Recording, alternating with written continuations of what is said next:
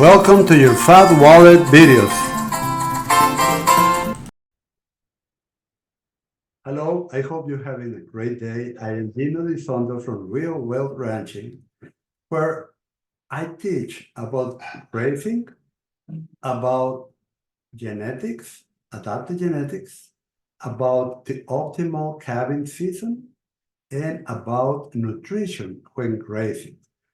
Today, I'm going to talk about the differences between the Total Grazing Program and any other type of selective grazing, be it rotational, adaptive, or management-intensive grazing.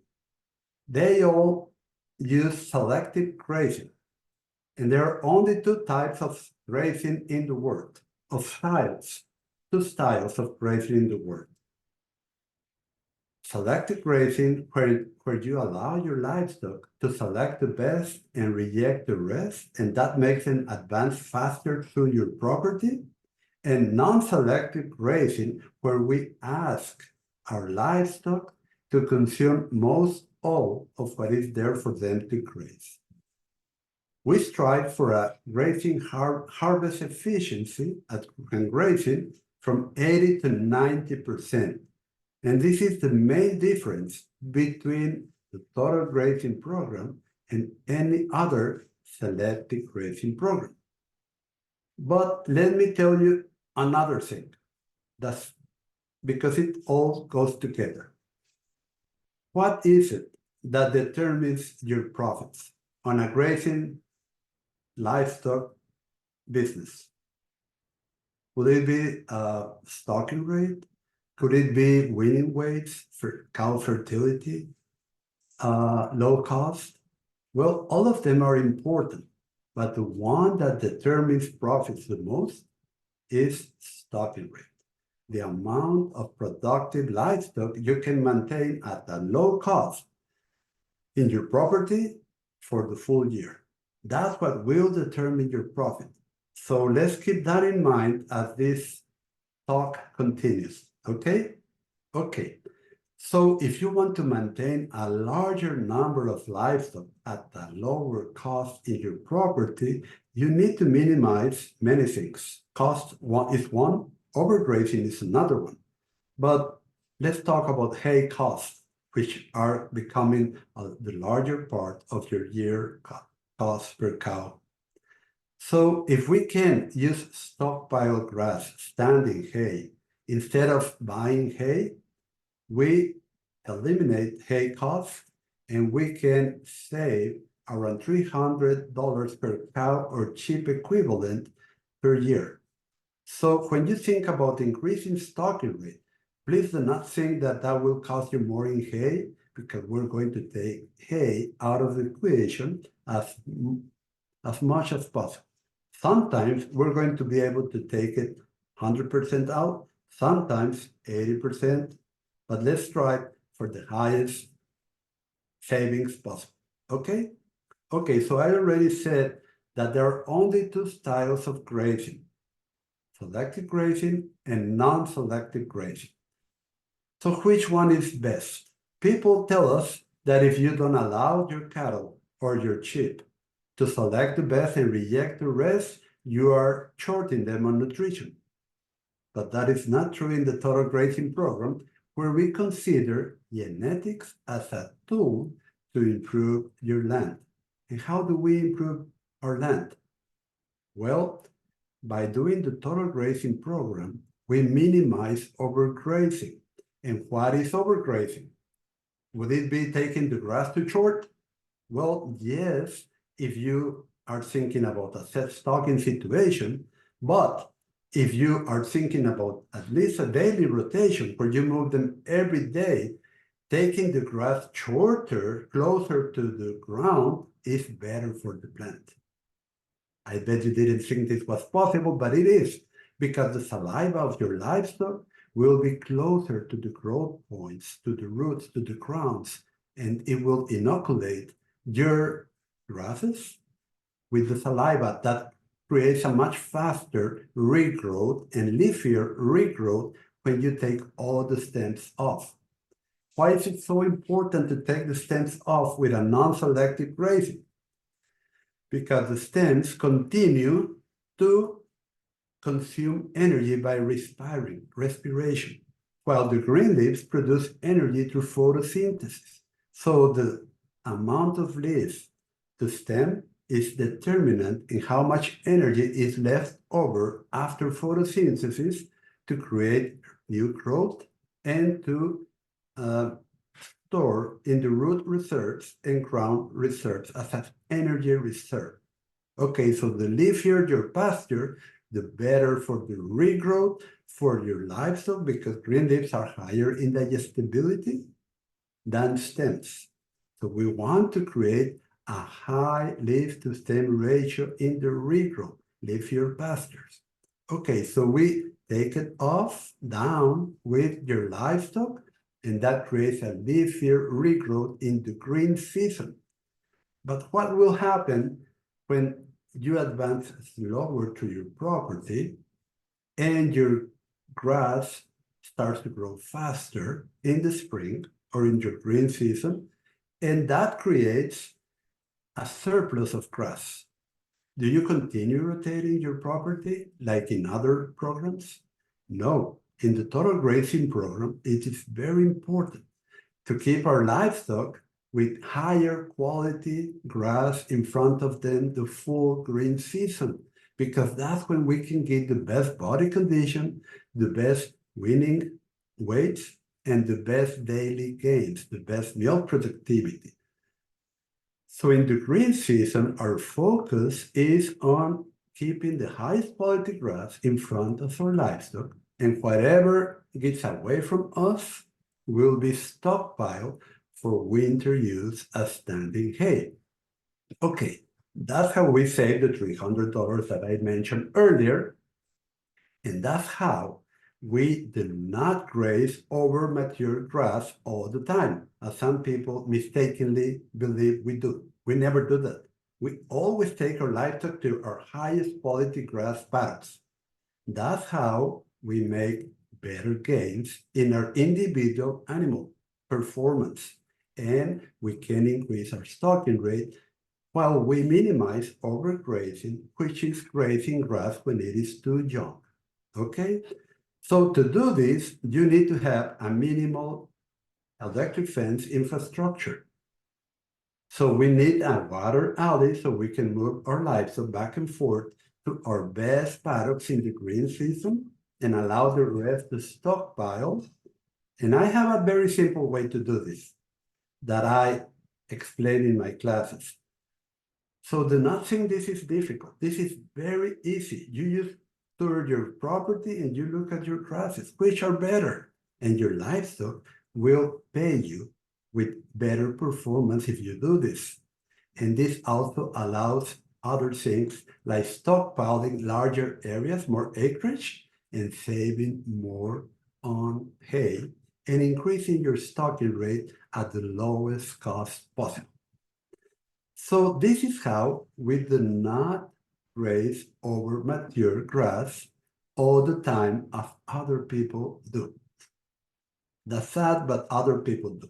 Okay, so let's talk now about how long-lived soil organic matter or humus is really built in your soil. We have been taught that it's built by decomposing litter. So we want to leave a lot of litter, trample it and leave it behind, or even spend a lot of money at the highest cost fertilizer in the world, hay, to put on raw hay and leave it there to increase our humus content. But humus content or long-lived soil organic matter is not created that way. This is new knowledge. Well, not that new. Like 10 years ago, it was found out that long-lived soil organic carbon is like 10% created by litter and like 80 to 90% created by the fat bodies of microbes that get fat when the root exudates in your grasses turn from sugary to fatty. And that only happens when you're stockpiling your grass to use as standing hay for winter or dry season. Interesting, right? Well, if you didn't know this, you would come up with very wrong theories about taking the top third and trampling the rest, or taking half and leaving half. All of those wrong theories come from not knowing this relatively new discovery. Let me explain. The take half and leave half theory comes from 1953 by a study done by Kreider, cutting potted grass plants, young plants, with scissors every other day or every few weeks. That's not what happens in reality. It is very different, okay? So this brings me back to the Total Grazing Program, which is a continuum and not only a grazing style. You see, I already told you how we keep the green grass in the green grass season, the best quality paddocks for our livestock. And all those paddocks that get away from us, we stockpile for later. I will not go into detail right now because I don't have that much time, and I want you to know that we strive for the highest quality grass in the green season and the largest volume of grass in area, in acres, separated for the non-growing season. Okay? And it's all serendipity because that's where we create more long-lived soil organic carbon.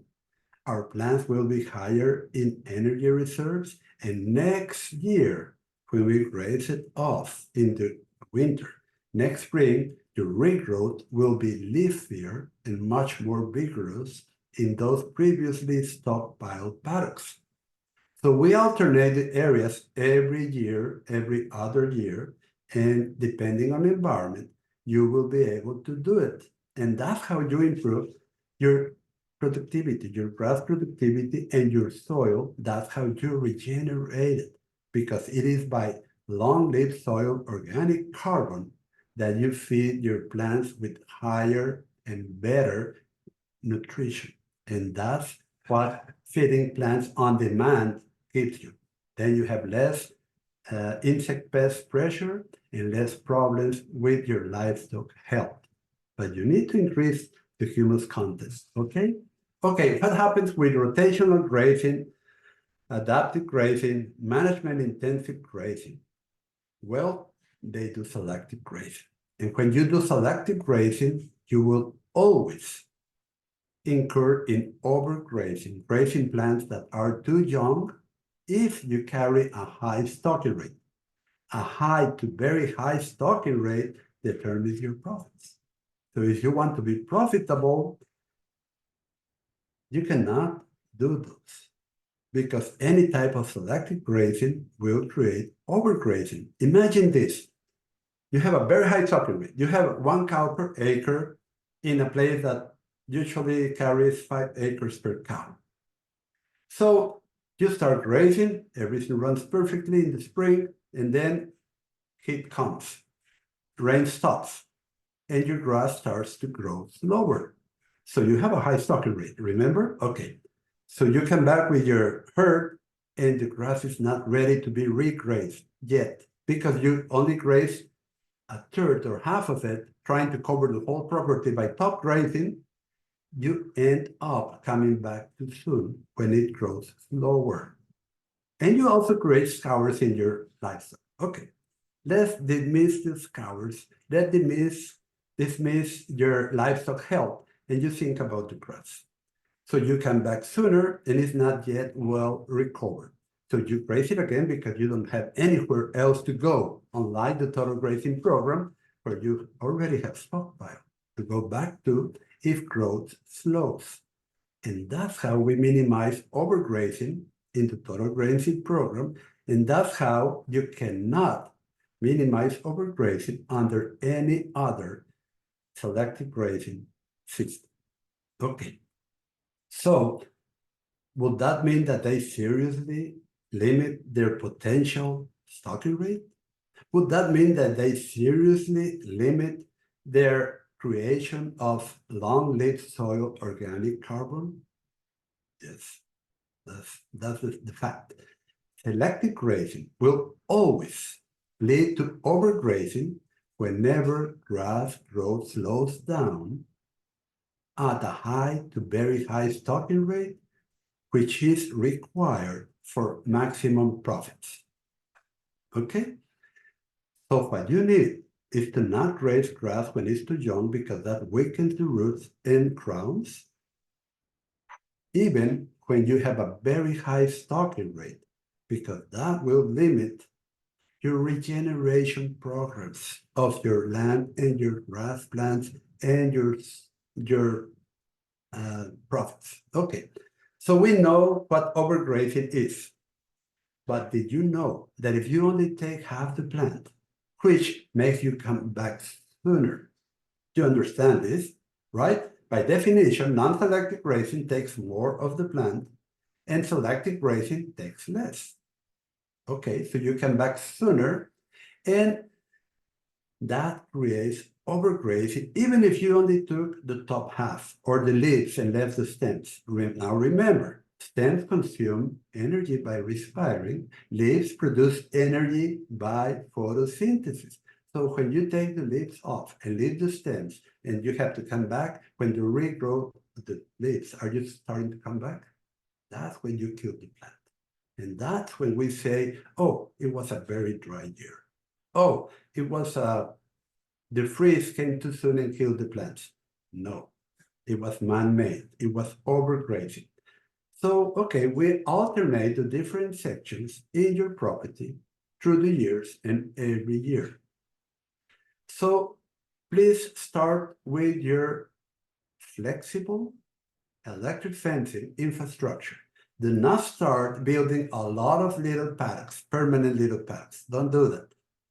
Most of the time we can do great with the perimeter fence and a center alley that traverses the whole property and takes cattle or sheep to water and to your handling facilities. Make it easier. Always make it easier for you and your helpers or your crew. So why do we want a flexible system? Because growth of your grasses and number of your livestock will change, and you need to be flexible to change with changing conditions. Sometimes your paddocks need to be narrower, sometimes they need to be wider. Sometimes you're going to stockpile much more acreage than other years. So it depends on how the year came and how the rains come and how you adapt to it. When you adapt to it correctly, you will progress higher and higher every year, and your land will continue improving. Okay, if you want to learn more about this and you're serious about improving your land with your livestock and you want to maximize your profits, make a good career for you on the land and create real wealth for you and your family, visit us at www.rwranching.com/learn. You will get not only the Total Grazing Academy, but you will also get live coaching so you can get the best results faster and not have to spend a lot of time, effort, and money in making mistakes. So I hope to see you there, because there you will get also 2 months of the Fat Wallet Ranchers membership, because you continue to learn and to ask questions if you want to every day, and we have live Zoom sessions also. Okay, so see you there, and thank you for listening, and may God bless you all. Bye-bye.